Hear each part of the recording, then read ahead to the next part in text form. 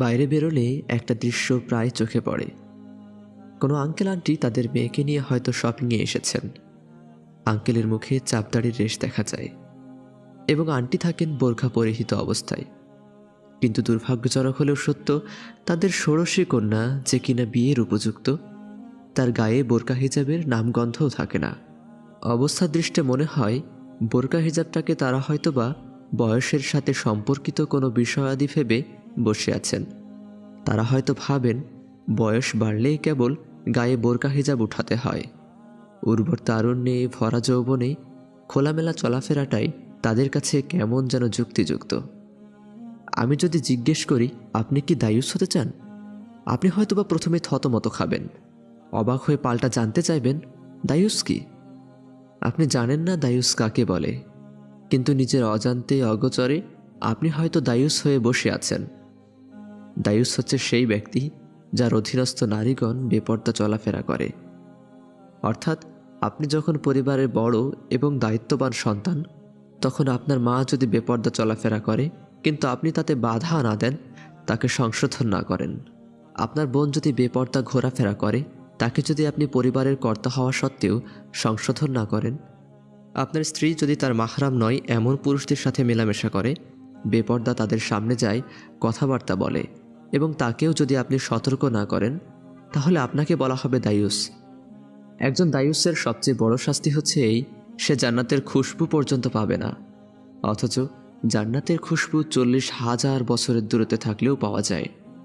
40,000 বছরের দূরত্বে থাকলেও যার সৌরভ নাকে এসে লাগবে, দায়ুস ব্যক্তির নাকে সে সৌরভের কণামাত্রও যখন পৌঁছাবে না, তখন ভাবুন তাকে জান্নাতের সীমানা থেকে কতখানি দূরে রাখা হবে। দায়ুস ব্যক্তির আরেকটা চরম শাস্তি হচ্ছে কিয়ামতের দিন আল্লাহ সুবহানাহু ওয়া তাআলা তার দিকে তাকাবেনই না। সেদিন এমন অনেক গুনাহগার থাকবে যাদের দিকে আল্লাহ সুবহানাহু ওয়া তাআলা তার রহমতের দৃষ্টি দেবেন এবং তাদের ক্ষমাও করে দেবেন। কিন্তু দায়ুস, যে তার অধীনস্থ নারীদের পর্দার ব্যাপারে বেখেয়াল ছিল, যে তাদের বেপর্দা চলাফেরায় কোনো সমস্যা দেখত না, তার দিকে আল্লাহ সুবহানাহু ওয়া তাআলা তাকাবেন পর্যন্ত না। তার রব তার দিকে তাকাবেন না। একজন মুসলিমের জন্য এর চাইতে বড় শাস্তি আর কি হতে পারে? আপনি নিজ হাতে গুনাহ কামাচ্ছেন না, কিন্তু আপনার আমল নামায় গুনাহ লেখা হচ্ছে কেবল আপনার অধীনস্থ নারীকুলের বেপর্দা চলাফেরার কারণে।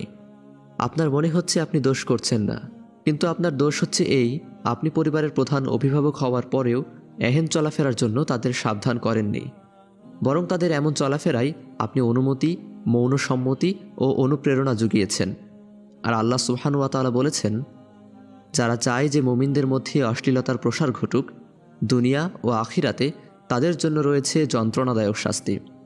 বস্তুত আল্লাহ জানেন আর তোমরা জানো না। পর্দা হচ্ছে আল্লাহ সুবহানাহু ওয়া তাআলার দেওয়া ফরজ একটা বিধান। ফরজের আবশ্যিকতা এমন যে এটা অক্সিজেন গ্রহণের মতোই। অক্সিজেন গ্রহণ না করলে যেভাবে আমাদের দেহের মৃত্যু ঘটে, তেমনি আল্লাহর নাজিলকৃত ফরজ বিধান ত্যাগে মৃত্যু হয় আমাদের অন্তরের। আর মৃত অন্তরে শয়তান গড়ে তোলে তার শয়তানির ইমারত।